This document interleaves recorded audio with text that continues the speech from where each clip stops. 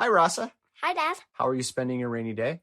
I am spending it well and in the company of you, which helps. Are you ready to know everything? I am ready to know everything. Well, collapse your umbrella and let's go.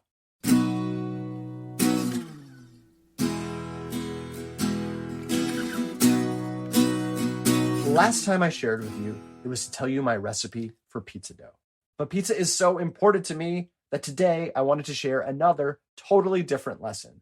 Specifically, the surprising way seemingly small size changes can make a huge difference. Huh? What do you mean? Well, if you ever order pizza from a restaurant, you'll notice that the sizes are in inches. There might be a 7-inch pizza, a 10-inch pizza, a 12-inch pizza, a 16-inch pizza, and so on. But what does that mean? Pizzas aren't rulers. They're not just 7 inches long like a breadstick. A 10-inch pizza means it's 10 inches across in the middle. That's how far it is from one edge of the circle to the other. A box for that pizza would have to be 10 inches high and 10 inches wide, 10 by 10. Now, you've studied area in school. If a square is 10 inches by 10 inches, what is its area? 100. Right.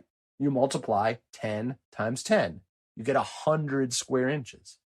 Now, the area of a circular pizza is a little less than the area of the box that holds it, but you still have approximately 100 square inches of pizza inside. Compare that with a 7-inch pizza. What's the area of that pizza box? 49. That's right. 7 times 7 is 49. That's less than half of the area of the 10-inch pizza. What? But it's only 3 inches shorter. 3 inches shorter each way. And that's the difference. Oh. It's area, not length. So a 10-inch pizza, as you say, sounds only a little bigger, but it's twice the area. Wow. Same thing with a 12-inch pizza. It's triple the area of a 7-inch pizza. What? And a 16-inch pizza is truly colossal. It's bigger than a 10-inch and 12-inch pizza combined. Whoa. I've heard the largest pizza was like 20 inches, So 20 by 20 would be 400 square inches in area. Wow. So you can see how much bigger that would be. The lesson is this. When you're comparing pizza sizes, multiply the numbers you see. A 9-inch pizza is really more like a 9 times 9-inch pizza. A 12-inch pizza is really a 12 times 12-inch pizza. Little gaps get much bigger, and your belly will fill or your wallet will empty accordingly. Only I have a dad who gets to be my math teacher. Pizza math, the best kind. Yum.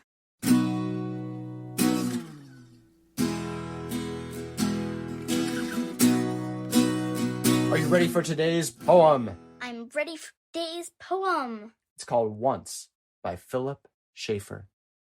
I took a mason jar of fireflies and shook them like a snow globe. So much death lighting up Manhattan in my hands. Wow. That's such a unique and interesting image. Would you like to read it? Once by Philip Schaefer. I took a mason jar of fireflies and shook them like a snow globe. So much death lighting up Manhattan in my hands. So what's physically happening in this poem? He's shaking a jar of fireflies. He's catching a bunch of fireflies in a jar and he's shaking them. And what does it look like to him? Like Manhattan? Yeah, it looks like the biggest city in the country at night, right? Imagine a big, big, big city full of all those night lights. And he's got that same image in this little jar in his hands from the fireflies. Yeah. When I was a kid, I remember catching fireflies. I don't see them that much here in Montana. Is it something you're familiar with? I've seen them before in Montana. So, they're here? Yeah, I just don't catch them. Animal Crossing. What about the view of a big city at night? Do you ever see that? Yeah, not here particularly, because this isn't a big city, but I remember sometimes I'll go on trips to New York or Chicago or LA, and then you can see at night the whole city's lit up. It's a cool view. So next time you see a big city light up, what do you think of a mason jar and fireflies and Yeah. a kid out in the country? Oh, yeah.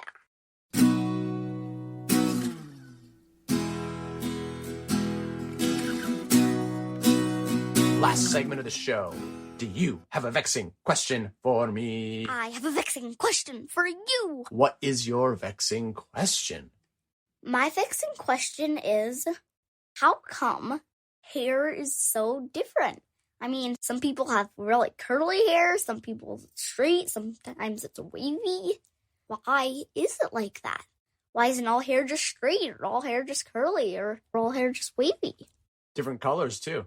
Yeah, there can be flaming red hair, to blonde hair, to brown hair, to midnight black hair.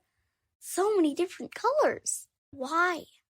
Great question. I'll look it up, and I'll get back to you soon. Okay.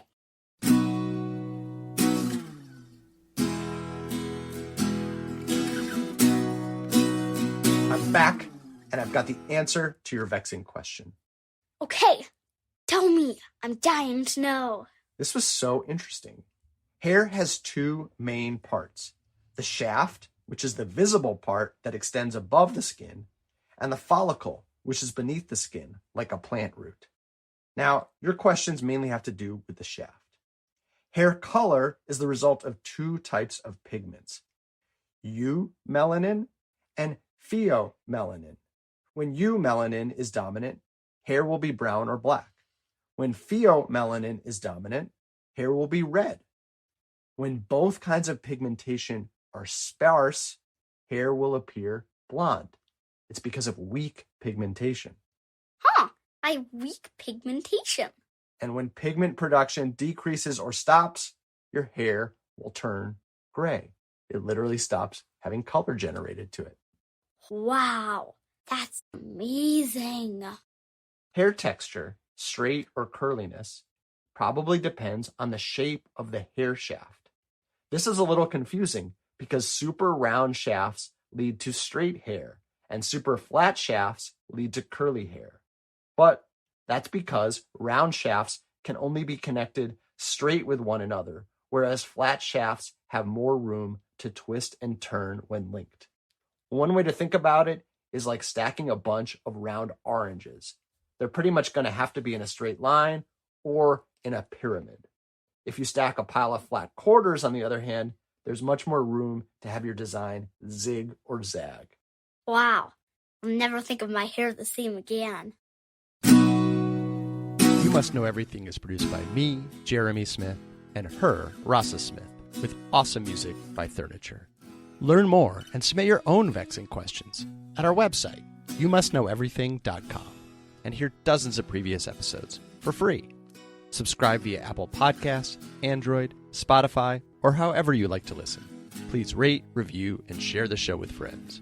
And please join us next time for everything you need to know.